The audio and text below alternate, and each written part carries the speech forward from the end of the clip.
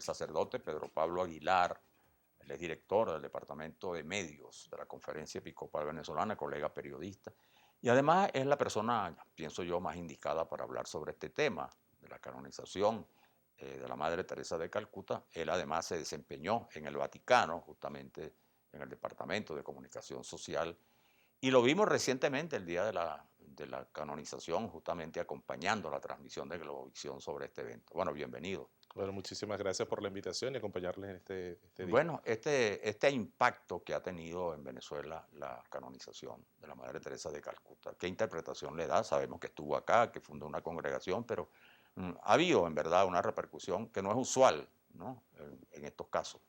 Sí, ciertamente la figura de Madre Teresa de Calcuta, como refirió justamente el Papa Francisco el día de su canonización, que decía que iba a ser muy difícil llamarla Santa Teresa de Calcuta, no porque no lo fuera, sino más bien Madre Teresa por la cercanía que siempre ha representado ella. Para nosotros los venezolanos realmente significa o tiene mucha importancia, pues fundó la primera casa fuera de la India, aquí en Venezuela en el año 65. De hecho, era una de las preguntas que hacían algunas partes del público. Justamente hace más de 51 años, el año pasado este año se cumplieron 51 años de la presencia de las religiosas misioneras de la Caridad de Calcuta aquí en Venezuela. Madre Teresa vino con 5 hermanas a fundar en la población de Cocorote, en el estado de Yaracuy, y allí funda entonces la primera casa fuera de la India. O sea, para nosotros Fuera de la representa India. fuera de la India, porque ya la congregación tenía algunos años, todavía no tenía la aprobación pontificia, pero en la India tenía algunas casas. Pero cuando comienza a expandirse fuera en el resto del mundo, justamente lo hace aquí en ¿Y Venezuela, por qué en se escoge Cocorote. Cocorote y Venezuela? Bueno, primero digo que fue gracia de Dios. Definitivamente Dios quiso que fuera posible esto. Bueno, un primer milagro. Sí, Ajá. realmente para nosotros, ¿no? Segundo, el obispo de Barquisimeto para ese momento, Monseñor Críspulo, solicitaba, porque el estado de Yaracuy, la diócesis San Felipe, no existía en ese momento y era atendido por Barquisimeto. Entonces, ante las necesidades que había en el momento de sacerdotes, de religiosas, para atender a nivel pastoral estas poblaciones, bueno, se pide en unas conversaciones en el Vaticano, se estaba realizando, culminando casi lo que es el Concilio Vaticano II, y se conoce de esta congregación que estaba esperando su aprobación y que se estaba fundando de alguna manera. Entonces se les hizo la solicitud y Madre Teresa aceptó con todo gusto del mundo. Hay una anécdota muy interesante porque le preguntaron, ¿por qué vas a Venezuela si es un país tan rico? O sea, si es un país que se habla del petróleo y tantas cosas, y decía es que la pobreza no es solamente material, sino espiritual, y allí nos están necesitando y el Espíritu Santo nos conduce hacia allá. Y esa vinculación tan importante, por supuesto, le permite o se mantiene en el tiempo, ¿no? Con sus visitas al país, Sí, casi anualmente. anualmente venía Madre Teresa, visitaba Cocorote, que fue la casa la primera casa fundada, y lo hacía constantemente, uno por su preocupación de la labor que realizaban las hermanas de las misioneras de la caridad, y segundo porque en Venezuela actualmente, por ejemplo, existen 7 casas que ellas coordinan o dirigen, estas hermanas misioneras de la caridad, y para ellas era sumamente importante el acompañamiento a las distintas casas donde se iban fundando. Imagínense, ya hoy en día son más de 6.000 religiosas en todo el mundo que realizan esta gran labor de Madre Teresa. Y justamente una de las preguntas que hacía los televidentes era la labor que realizan ellos. O sea, ¿qué representa Madre Teresa de Calcuta hoy? Para nuestra sociedad, y porque usted mismo me preguntaba la repercusión que ha tenido. Bueno, yo pienso que es un símbolo de misericordia. Justamente estamos en el año de la misericordia que el Papa Francisco ha convocado, y eso evoca la solidaridad. Para algunos es un signo de esperanza ver a una religiosa de esta vestida con un sari blanco, con rodeado de azul.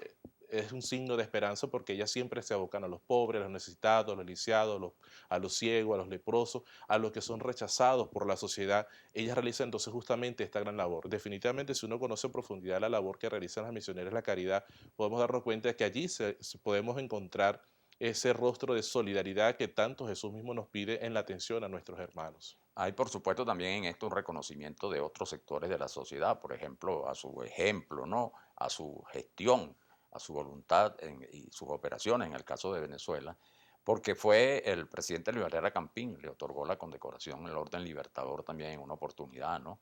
Y fueron frecuentes sus visitas y contactos con muchas personalidades venezolanas. Sí, aquí en Venezuela definitivamente ha causado gran impacto esta canonización porque Madre Teresa siempre se movió en los distintos sectores de la sociedad. O sea, no había una parcialidad hacia algún sector, bueno, son los pobres nada más y no trato con los ricos, no, sino, y los reconocimientos ella los recibía no de repente por sentir que los merecía, sino porque se lo ayudaba justamente a expandir su obra, el trabajo que estaba realizando en nombre de Dios.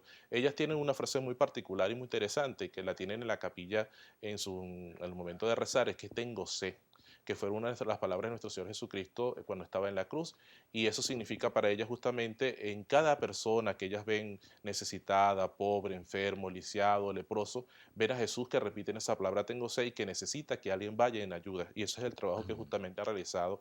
Y Madre Teresa, por ejemplo, en su canonización recientemente en la Plaza San Pedro del Vaticano, vimos que no solamente habían católicos, hay muchas personas de otras religiones tal vez que reconocen el trabajo humanitario, el trabajo social, el trabajo de solidaridad que Madre Teresa de Calcuta realizó en todo el mundo. Y eso es Mm. importante porque, bueno, nos invita a que, a pesar de las diferencias que podamos tener, porque podemos tener muchas diferencias, sin embargo, podemos trabajar por el bien común, y justamente eso fue lo que hizo Madre Teresa de Calcuta. Ahí sin duda alguna, con esto solo con esta canonización, sino que pareciera o diera la impresión que con el pontificado del Papa Francisco se ha acelerado un poco este proceso de canonización, ¿no? Que estaban pendientes en el Vaticano. Usted que estuvo allí, ¿es esa apreciación cierta o no? Sí, de hecho, algunas estadísticas dicen que el Papa Francisco ya en su corto tiempo pontificado ha superado el número de canonizaciones que realizó Juan Pablo II en sus 27 años de pontificado. Uno, bueno, ¿A qué porque obedecerá eso?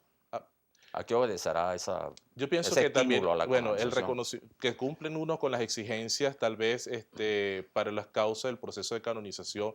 En el caso de Madre Teresa de Calcuta cumplió con los dos milagros, aunque fue en corto tiempo su proceso, sin embargo cumplió con los requisitos, no por ello se logró ningún parte del proceso, sino que cumplió justamente con este proceso de causa de beatificación, pero también es una manera de demostrar que es posible alcanzar la santidad en medio de este mundo tan deshumanizado que tenemos hoy en día, tan falta de valores, y hay que poner allí esos ejemplos. Madre Teresa es justamente una inspiración, un momento de llamarnos a la esperanza, a la solidaridad, al encuentro con el otro. El Papa Francisco nos decía hace algunos años que hay que globalizar la solidaridad, y globalizar la solidaridad justamente significa que nosotros tenemos que emprender un camino donde todos, a pesar de las diferencias, Madre Teresa decía, a lo mejor yo no entiendo tu idioma, pero sé sonreír, porque Madre Teresa decía, la paz comienza con una sonrisa. Si nosotros somos capaces de repente no comprendernos, porque hablamos de distintas maneras o pensamos de distintas formas, debemos comenzar por algo sencillo. Ella decía, la sonrisa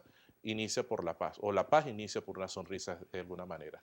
En esta conversación hay una pregunta inevitable, padre, y es la situación de la beatificación de José Gregorio Hernández, que pasa el tiempo, parecía que era inminente, no canonización, beatificación en todo caso, pero pareciera que en esta onda de canonizaciones y beatificaciones ha quedado como rezagada esta propuesta, que además tiene un gran apoyo más allá de la iglesia, por supuesto, popular en Venezuela y en América Latina en general, ¿no? Sí, definitivamente, bueno, para todos los venezolanos José Gregorio Hernández es un santo.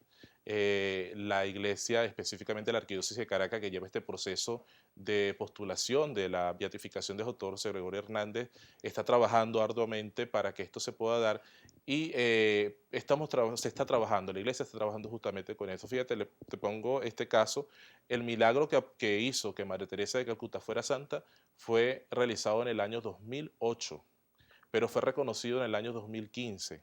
Fíjense todos los años que tuvieron que pasar para que pueda haber un reconocimiento al final que diga, bueno, fue un milagro instantáneo, no tiene explicación científica, por lo tanto lo aprobamos para la canonización de María Teresa de Calcuta. A lo mejor el milagro de José Gregorio Hernández puede ser que se esté Pero se han estudiando. presentado muchos Sí, supuestos milagros, ¿no? sí, pero lo que pasa es que a lo mejor no han cumplido con los requisitos que se necesitan para que esto puedan tener una aprobación exacta, que diga, bueno, es una curación instantánea, es un milagro que no tiene explicación científica. A veces puede ser que ocurra el milagro, pero no hay una sustentación médica que diga, bueno, esta persona estuvo enferma antes. Entonces, cuando falta algún tipo de documento, ya este tipo de favores o presuntos milagros, tal vez, no son tomados en cuenta como tal, en el sentido de que no cumple con las exigencias y los requisitos. La recomendación es, aprovechando esta oportunidad, que las personas que reciban un presunto milagro del doctor José Gregorio Hernández, bueno, lo primero que tienen que hacer es comunicarse con la oficina de vicepostulación que queda en la Arquidiócesis de Caracas en la Plaza Bolívar y llevar toda la documentación y mantenerlo en el más estricto silencio, sin darle promoción mediática, porque justamente podemos incurrir o caer en que a lo mejor se crean falsas expectativas y bueno, entonces viene así como que un poquito la decepción, bueno, que sí, que no, José Gregorio no lo quiere, no, sí, justamente se está trabajando en eso, pero hay que llevar y seguir los pasos rigurosos para el proceso de beatificación. Bueno, padre, gracias por venir. Hemos tenido el placer de conversar, la oportunidad también de conversar con el padre Pedro Pablo Aguilar, director del Departamento de Medios de la Conferencia Episcopal Venezolana.